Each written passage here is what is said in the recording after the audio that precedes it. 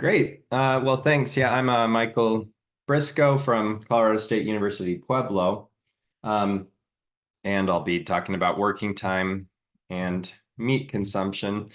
So the first thing I want to address is kind of just getting that out of the way, that I use the word meat. But of course, we recognize as vegan sociologists that that's a euphemistic word to kind of cover up the reality behind it, that is dead animals.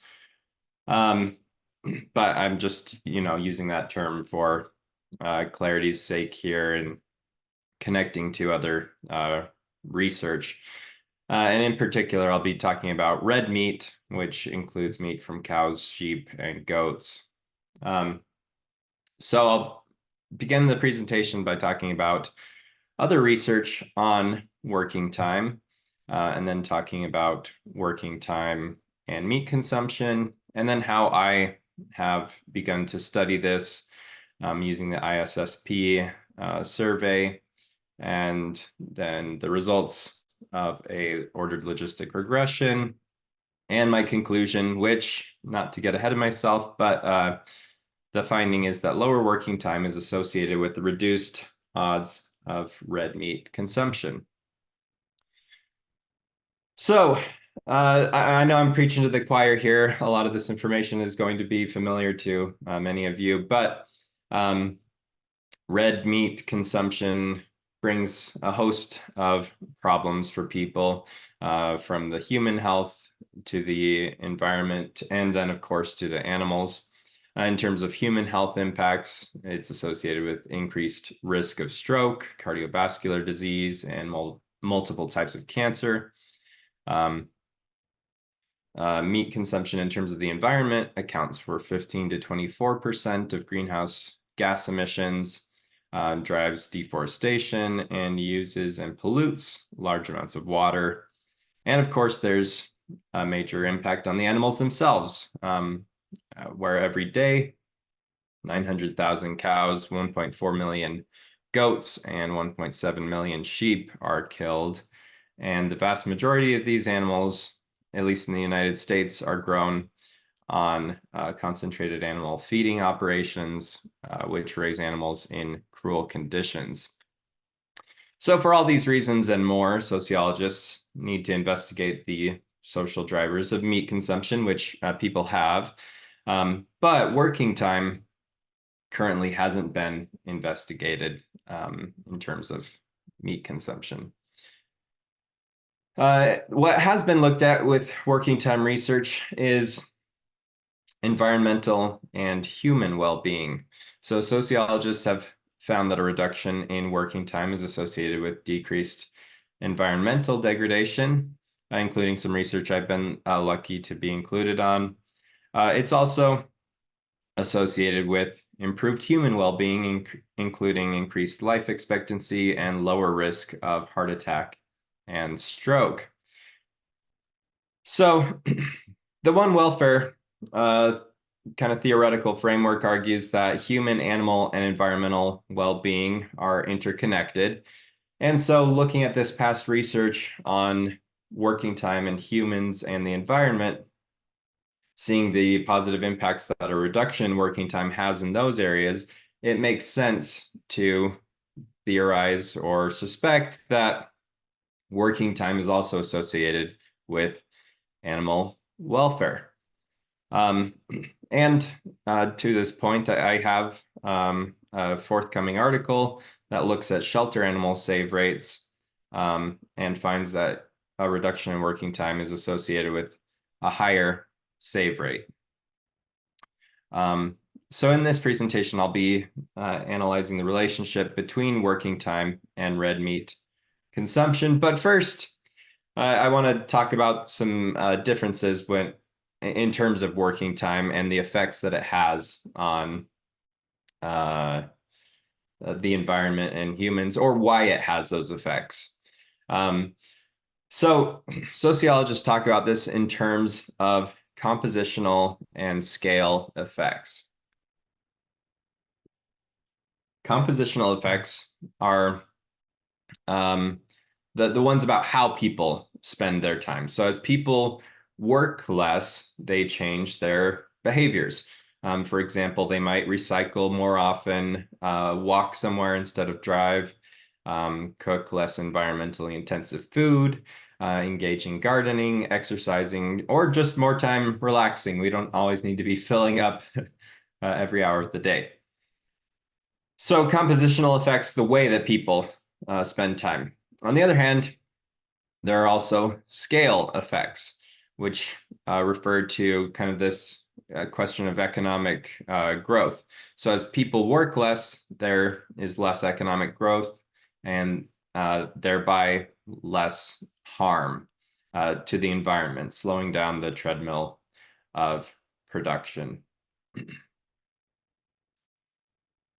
So previous research has looked at some of the relationships between the economy and meat consumption. Of course, income, one of the big ones that has been studied and found associated with higher meat consumption, but working time has not yet been investigated. On the other hand, it has been studied in kind of broader dietary contexts, and there's been some work about or some research on time constraints and dietary choices. So for instance, this article, Inglis, Ball, and Crawford, they find that people with less time tend to eat out more. And when people eat out, they tend to eat meat more because that's what restaurants tend to offer. A perceived lack of time is a commonly reported barrier to healthy eating in general. And there's also limited options at work and school. And so research finds that more time spent at work and school could contribute to eating more meat. There's also more social pressure to consume meat in these social settings, which could contribute to increased meat consumption. So I hypothesize that working time has a compositional effect on red meat consumption, that people who work fewer hours have more time to prepare healthy, plant-based, vegan meals at home. So to study this, I use data from the International Social Survey Program. They do surveys in, I think it's something like 27 countries every couple of years, and they have kind of these different waves that ask different series of questions. The most recent one that includes meat consumption or red meat consumption is this one from 2020. And I look just at the United States for now, looking at respondents who don't identify as vegan or vegetarian and their meat consumption. And the way that it's measured is the number of days per week that respondents ate red meat. So, of course, the key independent variable that I'm analyzing is hours worked per week, but I also control for household income, political party, which in the United States, I look at Democrat, the more left-leaning party versus all others. Educational attainment, having a bachelor's degree or higher, and then age as well. So I won't go too far into this table, but kind of what we expect to see, right? The average number of hours worked per week, just over 40. The number of days that people eat red meat, just under 3. So I use ordered logistic regression to predict red meat consumption and find that it is statistically significantly associated with increased consumption of red meat, or increased odds of eating red meat more times per week. Being a Democrat is associated with decreased odds of eating red meat more times per week, as is having a bachelor's degree. Household income is significantly associated in just one model here, but these numbers are very small. When it comes to hours worked per week, these are odds ratios, and so you might be looking at that 1.013 and saying, well, that's not a very big effect size. But it's also important to bear in mind the units that we're talking about here, because this is 1 hour of increase associated with those increased odds. So each additional hour being worked increases the odds of being in a higher consumption category by 1.3%, which would mean that going from a 32-hour work week to a 40-hour work week would increase those odds by over 10%, which I know in like the grand scheme of things, it is maybe not the most, but it is something, and it is significant. So visualizing this in a different way, I have a predicted probabilities plot for these the hours worked and the probability of consuming meat, red meat, 0 to 7 days per week. And I know this probably looks a little scattered, so I've drawn some arrows here to some of the key trends to kind of notice here. The first is the probability of eating red meat 0 days per week, starts here at about 0.15 and drops to about 0.7 as we move from 0 to 80 hours a week.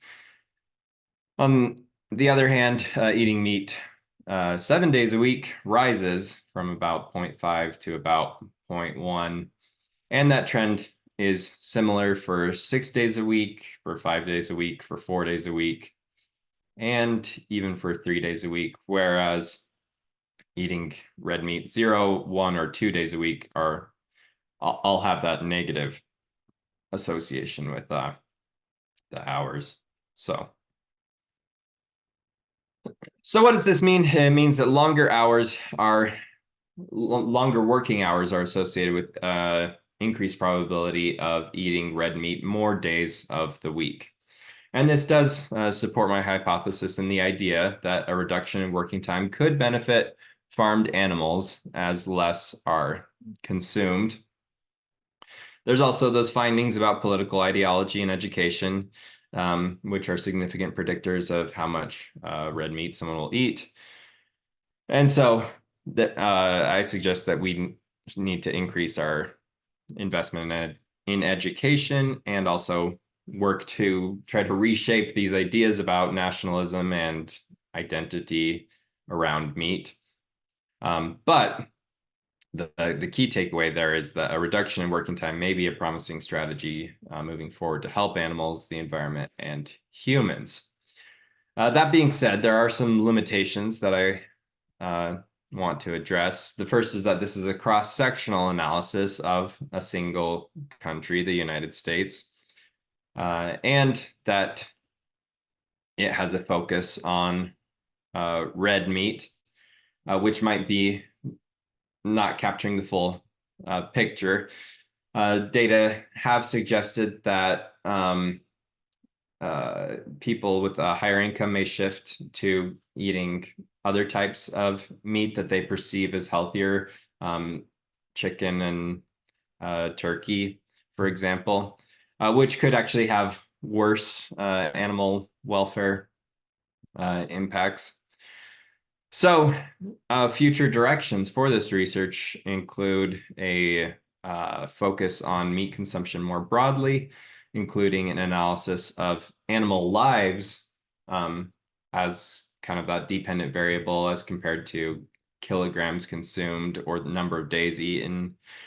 A comparative international analysis with countries at different income levels, a longitudinal analysis looking at these trends over time, as well as research on other forms of animal well-being that might be impacted by working time, including biodiversity loss, poaching, animals used in research, companion animal welfare, etc. And one final thing I want to acknowledge is that these models do have a low pseudo R squared, which could suggest that working time is not explaining that much of the variance in terms of the number of days per week someone consumes red meat.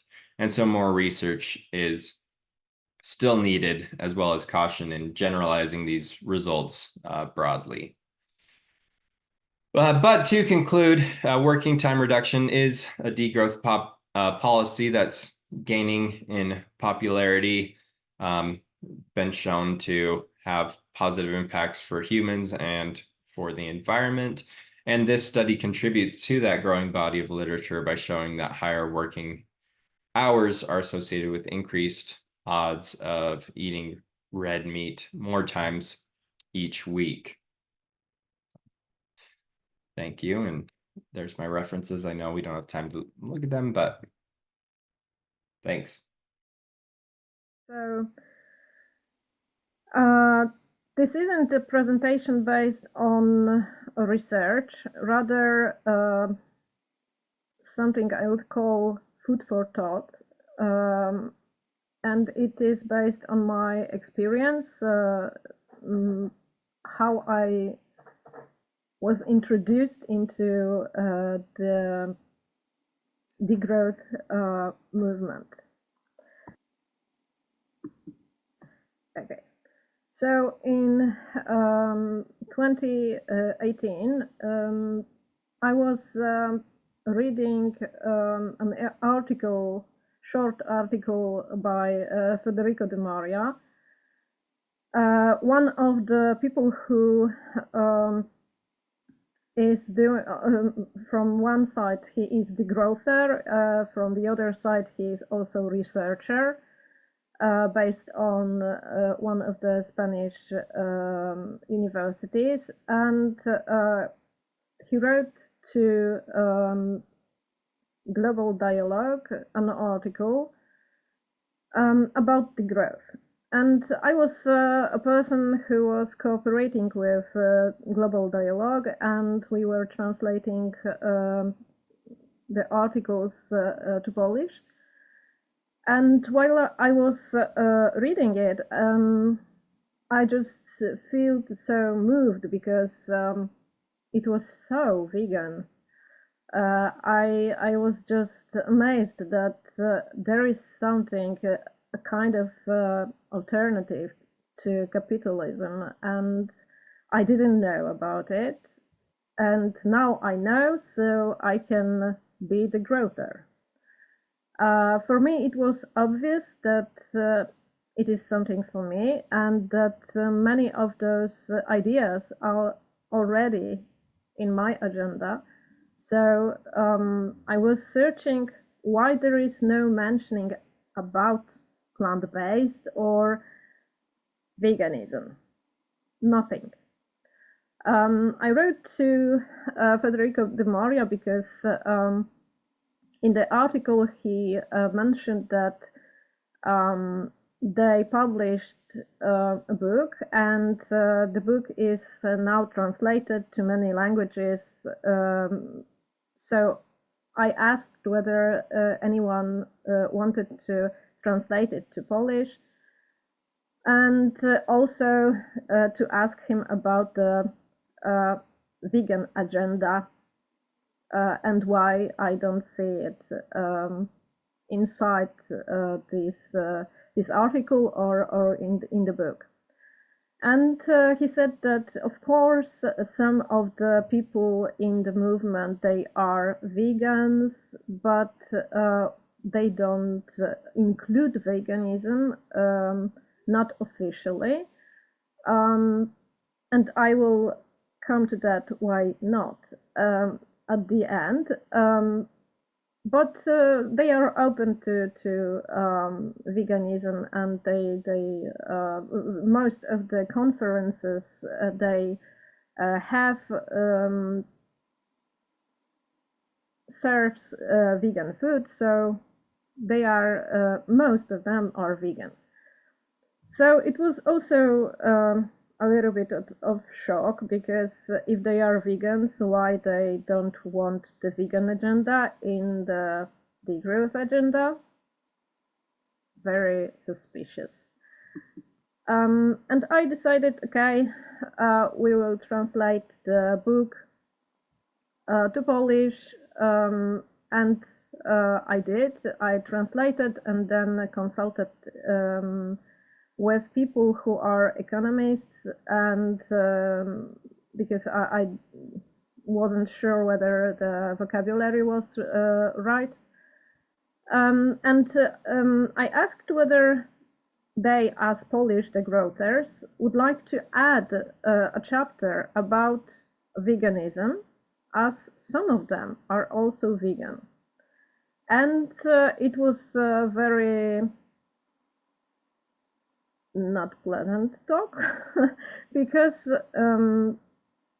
they said that if we include a vegan chapter to this book, there will be discussion that we don't need, because the main attitude we have as degrowthers, we need to change the perspective and to convince people to be more in the degrowth movement.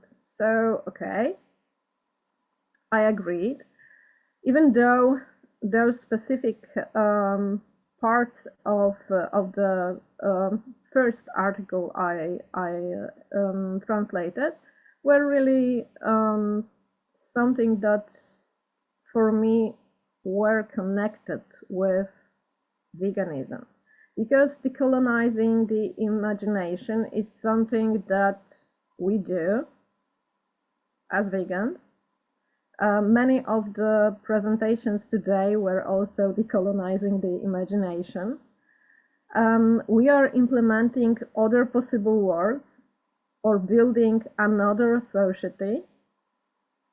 Also, veganism is a social project like Degrowth, and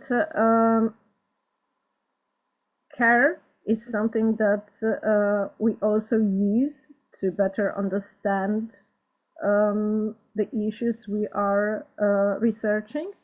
And also communities, we look at them in the wider perspective, so it is also important for us. So still, why degrowthers don't want veganism inside their agenda? And then I was looking at some articles about that. There are some people are talking about the idea that they are somehow connected, that probably it should be together, and that, for example, it is strange that vegan movement isn't joining Degrowth.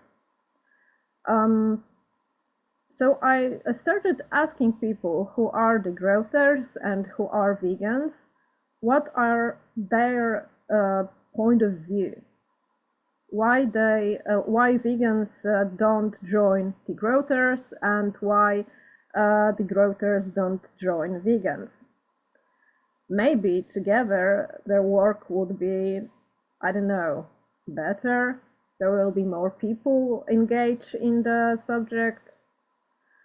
And then I come to this conclusion that, okay, vegans are included into Degrowth, but not as official partners, but only as a tolerated minority viewpoint. And this is a problem, because I don't see the point to be still minority when I can be just vegan and don't join the move of Degrowth, because why join them if they are only tolerating me? So I felt really frustrated with it, and then I heard that they don't like vegans inside the movement because vegans are more extreme and radical. So the problem is, and it was appearing in really many talks I had, many interviews I did, that Degrowth is trying to convince farmers, people connected with agriculture sector, to be more sustainable. And if they hear that it is connected somehow with not producing meat or not so intense production of meat, they really don't like the degrowth because they connect it with veganism, and they think veganism is bad, it is too radical. Also, they think it is the veganism has this negative leftism vibe, which is something I really don't understand, because also I heard that degrowth is communist. So if we are communists, degrowthers are also, but yeah, this is a problem here. And the last thing is that the thing I was saying, that we want to build a new society, a society that in which all the beings, all the creatures are participants. And while I was discussing this, some people said, okay, but I think many people won't accept that kind of view. And this is somehow also connected with what was Michael saying, because when I was talking with people from the Flood Initiative, they are trying to convince people and the government to build more flats, more houses for people who don't have a lot of money, for the precarious people. And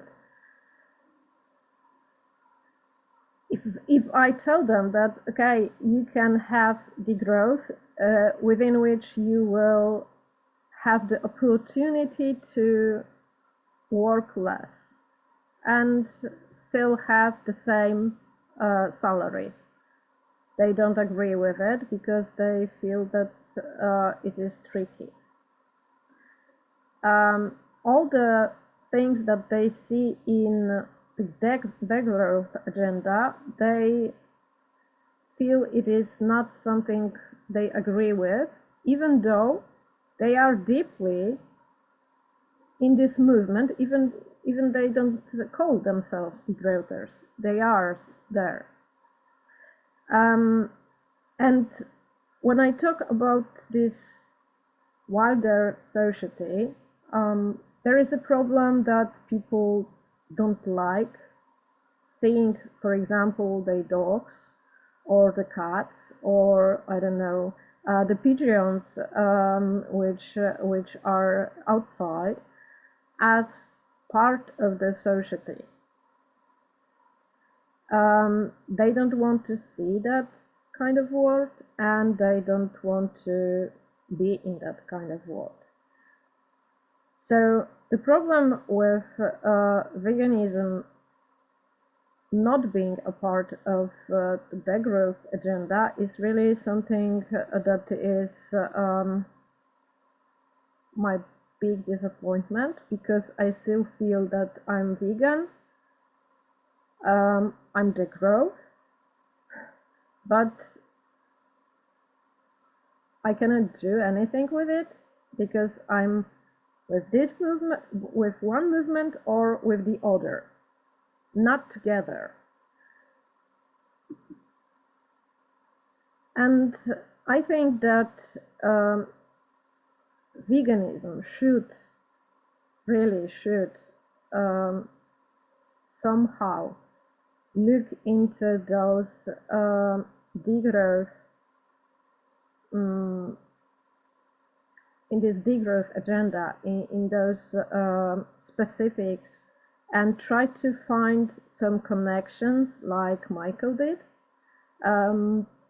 because otherwise we will be still the minority, only tolerated minority within the movement, and whatever we say will be just treated as crazy person talk, because I sometimes I feel like this when I'm talking with people from the degrowth movement. They don't treat me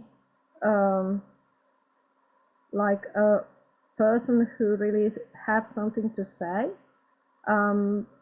because they think that all vegans are only focused on the well-being and of animals, or on eating land-based food, nothing else.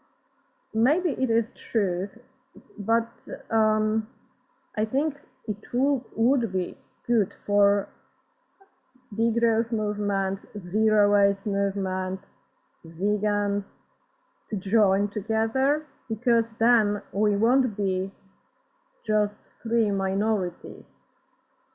There may be more people who would like to be inside the movement, which in all three cases is connected with this great will to change the world. And in my from my perspective, it is something that I would really want to do. So maybe you have some ideas how to connect those dots, how to convince all the participants for different movements to be together, to work together, to try to really create this different world and not only talk about it. So from my side, it is all. Thank you.